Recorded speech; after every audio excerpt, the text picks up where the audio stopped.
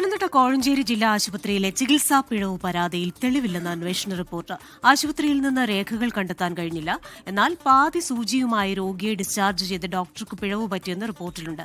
അതേസമയം റിപ്പോർട്ട് പരിശോധിച്ച് നടപടിയുണ്ടാകുമെന്ന് ആരോഗ്യമന്ത്രി കെ മുരളീധരൻ പ്രതികരിക്കുന്നു.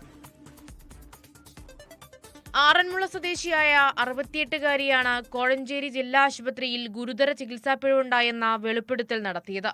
ഇഞ്ചക്ഷൻ ഉപയോഗിച്ച സൂചി വീട്ടമ്മയുടെ ഇടുപ്പിൽ കുടുങ്ങുകയായിരുന്നു. 1 വർഷത്തിന് ശേഷം കഴിഞ്ഞ ദിവസമാണ് എക്സ്റേയിലൂടെ വിവരം പുറത്തറിയുന്നത്. എന്നാൽ പിഴവിന് തെളിവില്ലെന്നും സൂചി കുടുങ്ങിയത് ആശുപത്രിയിൽ നിന്ന് തന്നെയെന്ന് വ്യക്തമല്ലെന്നുമാണ് വിദഗ്ധ സമിതിയുടെ അന്വേഷണ റിപ്പോർട്ട്. ആശുപത്രിയിൽ നിന്ന് രേഖകൾ കണ്ടെത്താനായില്ല. വിദഗ്ധ സമിതി റിപ്പോർട്ട് ആരോഗ്യമന്ത്രി കെ മുരളീധരന് കൈമാറി. അതിൻ്റെ റിപ്പോർട്ട് ഇന്ന് ലഭിച്ചിട്ടുണ്ട്. അതനുസരിച്ചിട്ടുള്ള നടപടികൾ ഉണ്ടാകും. എന്നാൽ മറ്റൊരാശുപത്രിയിലും ചികിത്സ തേടിയിട്ടില്ലെന്ന് പരാതിക്കാരി ഉറപ്പിച്ചു പറയുന്നു. കേസ് കൈകാര്യം ചെയ്യുന്നതിൽ ഡോക്ടർക്ക് വീഴ്ചയുണ്ടായെന്നും അന്വേഷണ റിപ്പോർട്ടിലുണ്ട്. പാതി സൂചിയുമായാണ് ഡോക്ടർ രോഗിയെ ഡിസ്ചാർജ് ചെയ്തത്.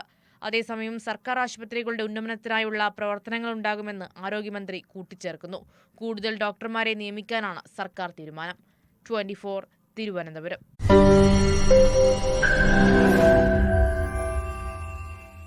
ലോകത്തെവിടെയായാലും ഏത് സമയത്തും 24 വാർത്തകളും ഓഗ്മെന്റഡ് റിയാലിറ്റി പാക്കേജുകളും എക്സ്പ്ലെയിനറുകളും വിശദമായി കാണാൻ ഞങ്ങളുടെ യൂട്യൂബ് ചാനൽ നിങ്ങൾക്ക് സബ്സ്ക്രൈബ് ചെയ്യാം.